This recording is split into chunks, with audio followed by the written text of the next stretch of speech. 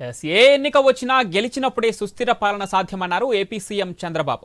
MLC ఎన్నికలపై NDA కూటమి మంత్రులు, ఎంపీలు, ఎమ్మెల్యేలతో సీఎం టెలికాన్ఫరెన్స్ నిర్వహించారు.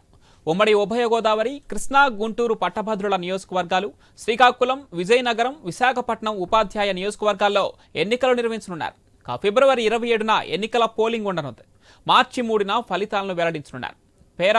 పేరాబత్తుల రాజశేఖర్, ఆలపాటి రాజేంద్ర ప్రసాద్ను కూటమి అభ్యర్థులుగా బలపరిచామన్నారు. ఎన్నికల్లో అభ్యర్థుల విజయానికి ఎన్డీఏ పక్షాలు సమన్వయ సమావేశాలు ఏర్పాటు చేసుకుని పనిచేయాలన్నారు సీఎం. తొలిసారి గెలిచినా కొత్తగా వచ్చిన నేతలు మరింత చిత్తశుద్ధితో పనిచేయాలని సూచించారు. నేతలు ఓవర్ కాన్ఫిడెన్స్తో ఉండొద్దని సూచించారు సీఎం. గత ప్రభుత్వంలో గాడి తప్పిన వ్యవస్థను సరిదిద్దుతున్నామన్నారు చంద్రబాబు.